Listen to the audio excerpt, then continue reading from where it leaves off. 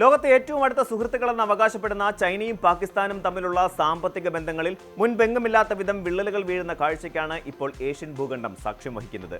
വികസനത്തിന്റെ പുതിയ പാതകൾ തുറക്കുമെന്നും പാകിസ്ഥാന്റെ സമ്പദ് വ്യവസ്ഥയെ ഉത്തേജിപ്പിക്കുമെന്നും പ്രഖ്യാപിച്ച് തുടക്കമിട്ട ചൈന പാകിസ്ഥാൻ സാമ്പത്തിക ഇടനാഴി അഥവാ CPEC പദ്ധതി ഇപ്പോൾ പാകിസ്ഥാൻ ഒരു തീരാ ശാപമായി മാറിയിരിക്കുകയാണ്. കടം കൊടുത്ത് രാജ്യങ്ങളെ തങ്ങളുടെ വരുതിയിലാക്കുന്ന ചൈനയുടെ തന്ത്രപരമായ കടക്കണി നയം ശ്രീലങ്കയെ തകർത്തതിന് സമാനമായ രീതിയിൽ ഇപ്പോൾ പാകിസ്ഥാനെയും കടുത്ത സാമ്പത്തിക പ്രതിസന്ധിയിലേക്ക് തള്ളിയിട്ടിരിക്കുന്നു. ചൈനീസ് ഊർജ്ജ കമ്പനികൾക്ക് നൽകാനുള്ള വൻതുക തിരിച്ചടയ്ക്കാൻ കഴിയാതെ പാകിസ്ഥാൻ വലയുമ്പോൾ ഉറ്റ സുഹൃത്ത് എന്ന് വിശേഷിപ്പിച്ചിരുന്ന ചൈന യാതൊരുവിധ ഇളവുകളും നൽകാതെ പിൻവാങ്ങുന്നത് പാകിസ്ഥാനെ നടുക്കിയിരിക്കുകയാണ്.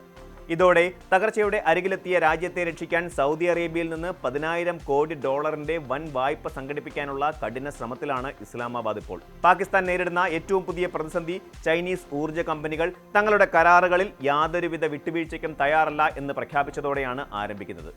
വിഖ്യാതമായ CPEC പദ്ധതിയുടെ ഭാഗമായി 18ഓളം ഊർജ്ജോൽപാദന പ്ലാന്റുകളാണ് ചൈനീസ് കമ്പനികൾ പാകിസ്ഥാനിൽ സ്ഥാപിച്ചിരുന്നത്.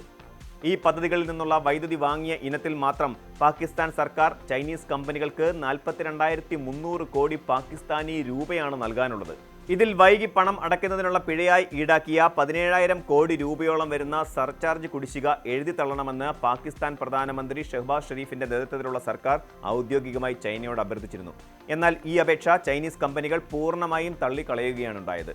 കരാർ വ്യവസ്ഥകളിൽ പാകിസ്ഥാൻ അനുകൂലമായ മാറ്റങ്ങൾ വരുത്തണമെന്ന ആവശ്യവും ചൈന നിരാകരിച്ചതോടെ പാകിസ്ഥാൻ വലിയൊരു സാമ്പത്തിക പൂട്ടിനുള്ളിൽ അകപ്പെട്ടിരിക്കുകയാണ്.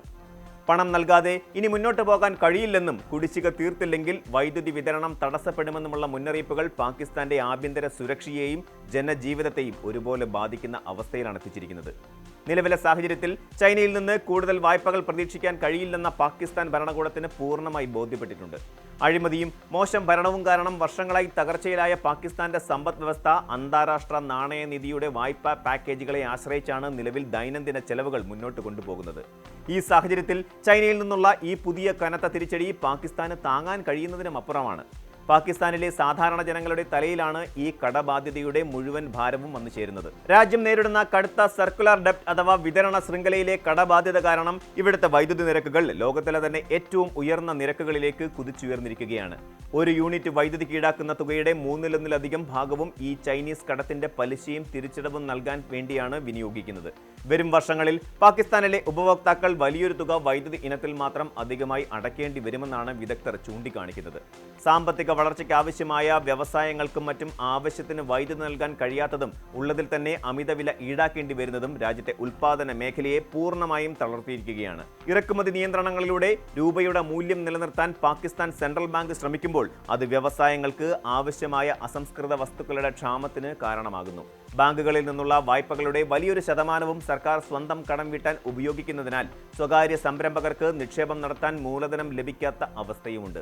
ഇത്തരത്തിൽ രാജ്യത്തിന്റെ സാമ്പത്തിക അടിത്തറയെ തന്നെ ഈ കടങ്ങൾ കാർന്ന് തിന്നുകയാണ്. കുറച്ചു വർഷങ്ങൾക്ക് മുൻപ് ശ്രീലങ്ക ചൈനയിൽ നിന്നെടുത്ത വൻ വായ്പകൾ തിരിച്ചടയ്ക്കാൻ കഴിയാതെ വന്നപ്പോൾ തങ്ങളുടെ തന്ത്രപ്രധാനമായ ഹമ്പൻതോട്ട തുറമുഖം 99 വർഷത്തേക്ക് ചൈനയ്ക്ക് പാട്ടത്തിന് നൽകേണ്ടി വന്നിരുന്നു. സമാനമായ ഒരു സാഹചര്യത്തിലേക്കാണ് പാകിസ്ഥാനും നീങ്ങിക്കൊണ്ടിരിക്കുന്നത് എന്നാണ് ആഗോള രാഷ്ട്രീയ നിരീക്ഷകർ വിലയിരുത്തുന്നത്. പാകിസ്ഥാനിലെ ഗ്വാദർ തുറമുഖം ഉൾപ്പെടെയുള്ള തന്ത്രപ്രധാനമായ കേന്ദ്രങ്ങൾ ചൈനയുടെ നേരിട്ടുള്ള നിയന്ത്രണത്തിലാകാൻ ഈ കടബാധ്യതകൾ കാരണമായേക്കാം. ചൈനയുടെ വായ്പാ നയങ്ങൾ വികസ്വര രാജ്യങ്ങളെ സഹായിക്കാനല്ല, മറിച്ച് അവരെ സാമ്പത്തികമായി അടിമപ്പെടുത്താനാണ് ഉപയോഗിക്കുന്നത് എന്ന ആഗോള വിമർശനത്തെ അടിവരയിടുന്നതാണ് പാകിസ്ഥാന്റെ ഇപ്പോഴത്തെ അവസ്ഥ.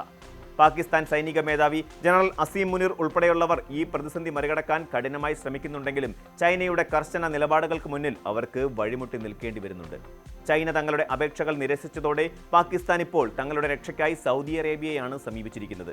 ഉയർന്ന പലിശ നിരക്കിലുള്ള ചൈനീസ് കടങ്ങൾ വീട്ടുന്നതിനായി സൗദി അറേബ്യയിൽ നിന്ന് കുറഞ്ഞ പലിശ നിരക്കിൽ 10,000 കോടി ഡോളറിന്റെ വായ്പ തരപ്പെടുത്താനാണ് പാകിസ്ഥാൻ ഇപ്പോൾ ശ്രമിക്കുന്നത്.